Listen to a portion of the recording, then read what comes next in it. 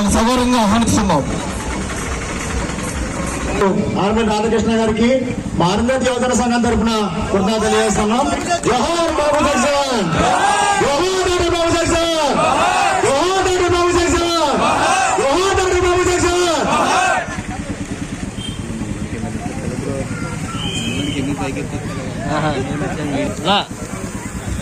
జోహార్ doctor BR Ambedkar, జోహార్ doctor BR Ambedkar, జోహార్ doctor BR Ambedkar.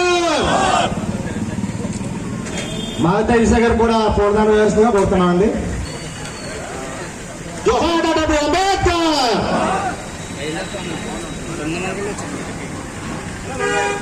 జోహార్ మాతా ఈసా గారు, జోహార్ మాతా ఈసా గారు.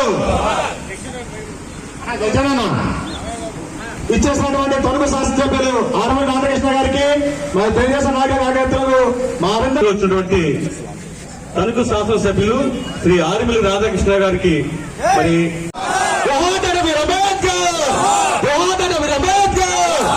మరి ఈ రోజు బాబు జగ్జీవన్ జయంతి 118వ జయంతి పురస్కరించుకుని మన 118వ జయంతి సందర్భంగా ఆ మహనీయునికి ఘన నివాళులు అర్పిస్తూ ఒక దళిత కుటుంబంలో పుట్టి ఆ రోజుల్లో సమానత్వం కోసం తన జీవితాన్ని దారబోసినటువంటి మహనీయుడు బాబు జగజ్జీవన్ రావు గారు.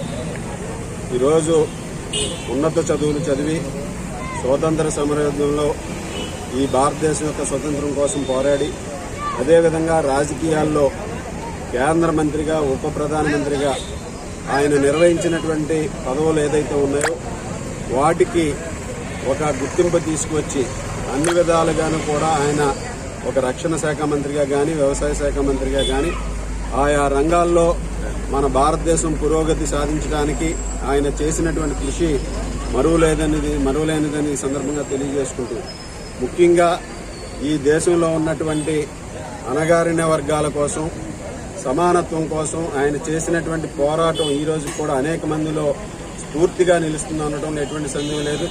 బాబు జగజ్జీవన్ రామ్ గారి ఈరోజు ఆయన చేసినటువంటి పనులన్నింటినీ కూడా మనం స్మరించుకోవాల్సినటువంటి అవసరం ఉంది. ఆయన స్ఫూర్తిగా తీసుకుని ఈరోజు కుల మతాలకు అతీతంగా సమాజం స్థాపించబడాలని ఆయన ఏదైతే ఆశించారో ఆ ఆశయాలకు అనుగుణంగా ప్రతి ఒక్కరూ కూడా సమానత్వం సాధించడానికి కృషి చేయాలని సందర్భంగా తెలియజేసుకుంటూ అలాగే ఈరోజు కూటమి ప్రభుత్వం గౌరవ ముఖ్యమంత్రి నారా చంద్రబాబు నాయుడు గారి నాయకత్వంలో జగజ్జీవన్ రామ్ గారికి అన్ని విధాలుగాను కూడా ఆయన స్ఫూర్తిని తీసుకుని ఈరోజు ముఖ్యంగా దళితుల కోసం ఎస్సీ ఎస్టీ సబ్ ప్లాన్ల నిధులు కానీ ఈ విధంగా బడ్జెట్లో కేటాయింపులు చేసి అందరినీ కూడా ఈరోజు ఆర్థికాభివృద్ధి సాధించాలని అలాగే పేదరికాన్ని గెలిచే విధంగా పీపోర్ విధానం ద్వారా ఏదైతే బాబు జగజ్జీవన్ రామ్ గారు కలలు కన్నారో దానికి అనుగుణంగా ఈరోజు ప్రభుత్వం అనేక పథకాలను తీసుకురావడం జరుగుతుంది.